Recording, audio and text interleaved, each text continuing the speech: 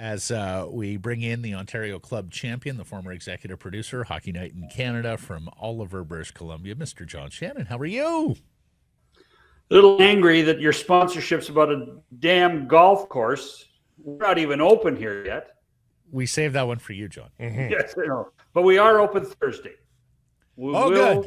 We open Thursday. This has been horrendous. I mean, now I am an old man. I'm talking about the weather. Just don't yell at clouds, John. We have had a horrendous winter / spring here. So at least there's hockey teams playing here. I was going to say, yeah, that's the one thing you do have over BC. You got a couple of hockey teams. They have to win, though. Otherwise, it'll be an even worse spring. Well, the thing is, one of them is getting through regardless. That's right. So. That's right. One team from Ontario is getting through. I can't believe I'm actually thinking I'm from Ontario. Exactly. I tell people I live in exile. So shame. As a matter of fact, we will forget this conversation ever happened. The most famous man from Oliver, British Columbia, John Shannon, is joining us. Last night, by the way, if we're looking at the playoffs, last night saved the NHL playoffs, didn't it? Oh, come on. We're 2 days in. No, but it was 2 bad days. It was 2 bad days. It was 2 not so great days, but yesterday, wow, that was great. I got home from the golf course, John, just in time. My semantics course comes out Stanley Cup playoffs, not NHL playoffs. Look at what's on the ice. Stanley Cup playoffs. Absolutely. Don't become an American on us. Say NHL playoffs. Okay. That's right. And the other thing is, on the weekend, with the 5 games that we had, there was really only one that was compelling, and that was the first game of Winnipeg St. Louis, and it was compelling, and it did carry on last night. And you know, the refrain from all my friends, even at 2 a.m. when we were finally wrapping things up, was thank goodness they finally had a good night of hockey, because it had not been very good until last night. And last night was electric. It was. And it made you remember how great the Stanley Cup playoffs can be. Before we get on to the Canucks and that drop the mic press conference yesterday from Jim Rutherford, do you have an early observation? Is there a team you feel a whole lot better about or worse about here after the early going in the Stanley Cup playoffs? Well, I actually feel better about the Edmonton Oilers because at 4-0, I was looking at a sweep. I just thought that they had nothing going for them. Was this going to be the blueprint for the next 3.5 games that the Kings were going to do it? But then you finally saw a team start to play together. The Oilers did not play well together for the first 2 periods, and once Leon and Connor got their act together, it was pretty impressive.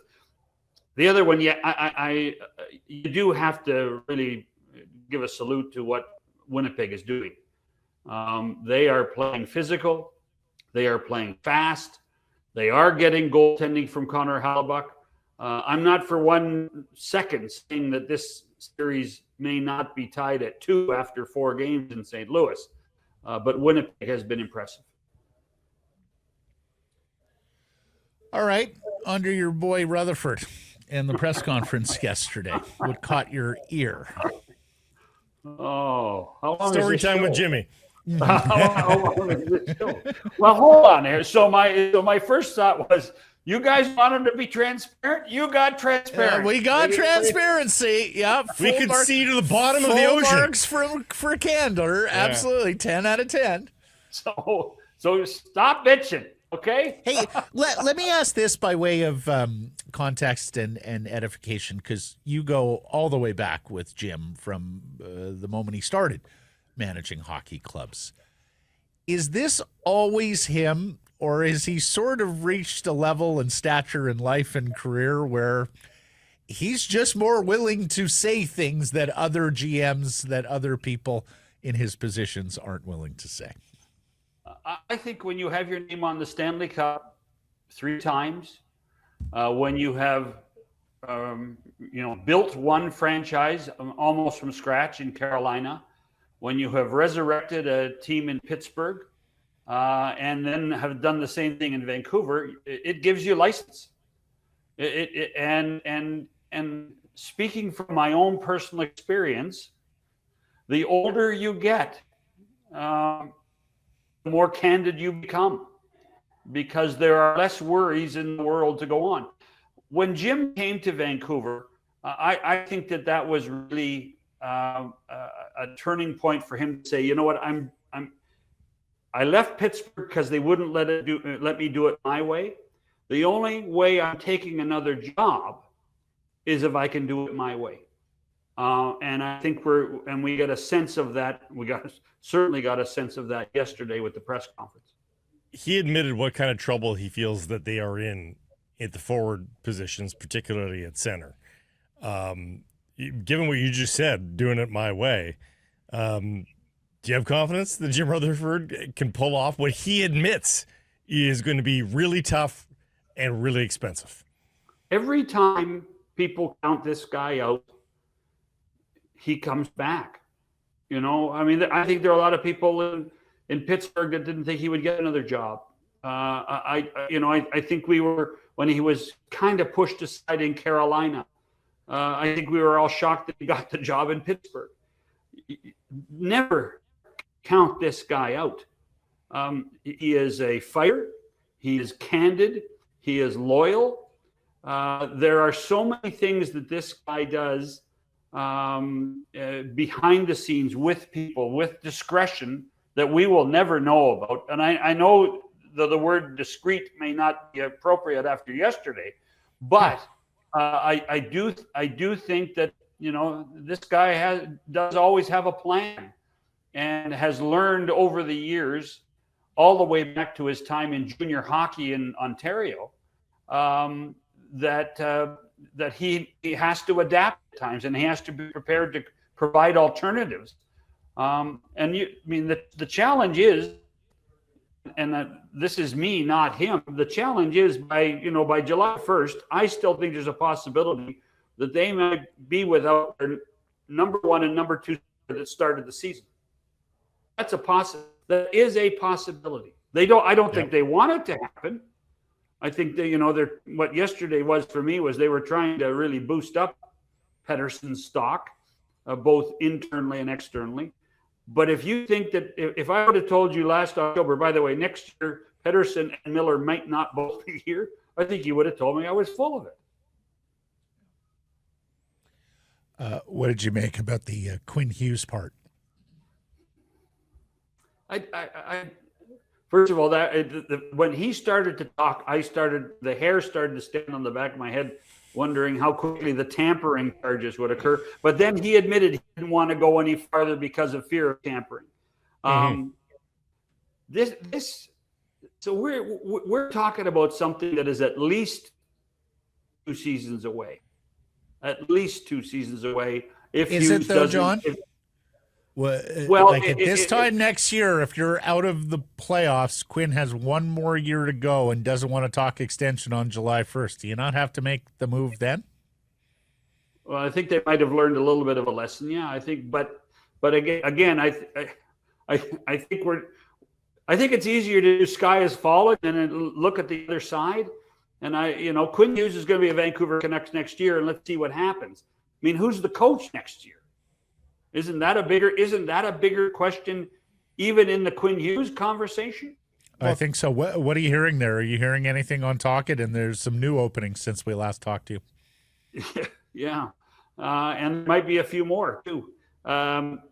So the one thing we did talk about last week is we knew full well that they were not going to hold Tocchet to the extra clause in the contract. That just doesn't make sense. That's not the way you do fair, loyal, and good business in the National Hockey League. So when they didn't, exercise the option, and everybody's talked about it, they've offered Rick more money than any other coach in the history of the franchise to stay. Now they just have to wait and see. And when the dust settles.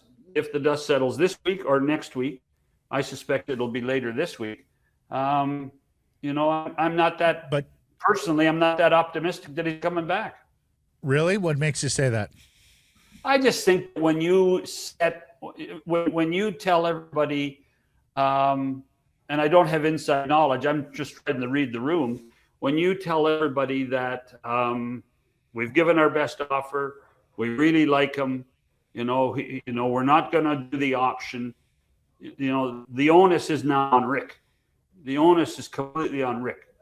And if that was the case, why isn't Rick there now? Why isn't Rick signed now? So it goes to, what other options does Rick have at this point? Is it money or hockey, though? Do you think Rick is more wanting to find a different hockey situation, or does he just want more money? Or does he want to coach? Because darn well he's got a seat at TNT if he doesn't coach. So I don't know that. I don't know that. I have not asked Rick that question.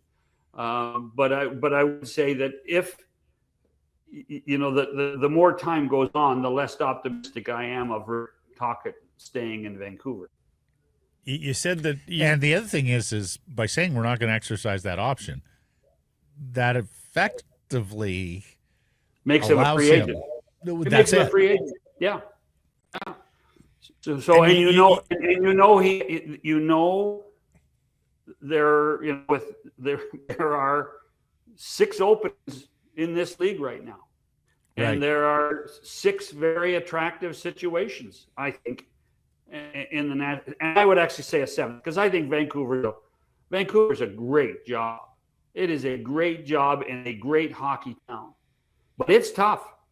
If you look at all of those other cities that are looking for head coaches, the spotlight is brighter in Vancouver than anywhere else. I would put Boston with a really bright spotlight as well. I think you can get lost in New York.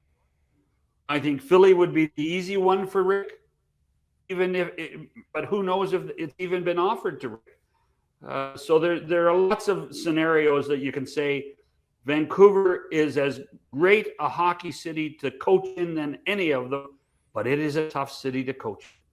And that's not a spotlight in Anaheim. That's just the sun. But it sounds like you subscribe to the idea that Rick Tocchet's future is tied to Quinn Hughes' future. That Quinn Hughes, really wants Rick Tocchet to come back. I think it's almost the other way around.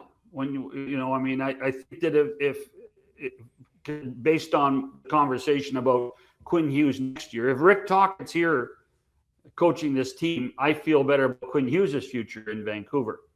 Do I think that the Quinn Hughes endorsement of Tocchet helped? I think it probably helped. I also think that, Elvine and Rutherford have always liked Tocchet and wanted him to stay long term, but he has to want to stay. Yeah. He has to want to be there. He's not the rarer commodity, though. Like, they have to put everything they can into Quinn Hughes without, coaches do grow on trees. Quinn Hughes' don't. Correct. But they have some time with Hughes. They have some time. It is not something that has to be decided by the draft or the draft lottery. It is something that can be decided and can be worked on with Pat Brisson and the group for the next, in theory, 24 months. Mm-hmm. To those, you mentioned earlier about building Elias up or building his value up internally or externally. To some, it has reached the level of piling on Elias. That we've heard the sort of commentary about preparation, practice habits, summer training, and everything else that has been publicly litigated here. Is it too much for you? Are they just better off shutting yap now and seeing what kind of reception they got on their message from number 40? Well, I think they're done now. I don't think they need to do more now. And I think that goes back to the original point about you wanted transparency, you got transparency. And so now let's get on with the job of rebuilding the player. Let's give him a chance. Yesterday was a public endorsement of Pettersson. There's no question. It was a public endorsement. But it also, it could be interpreted as saying, he's going to work his way, and then we have to figure out what role he has on our hockey club. So I don't think that, we're going to see another press conference or we're going to see more interviews. From that perspective, I think that, they spoke their mind, and set the table, and let's see what happens between now and July 1st. Alvin saying I'd be stupid not to listen. That's just a throwaway comment, or is that feathering the nest of don't be surprised when it happens? It's a good question. There was something else. Oh, you wonder with Patrick, and I don't know him very well. It's almost like the discussion about the offers at Besser at the trade deadline. When he said you'd be embarrassed if I told you what the offers are. I'd be embarrassed, to paraphrase. I think they're trying to be so darn candid. I think they're trying to be so darn honest. Sometimes it might be interpreted differently. I just, that's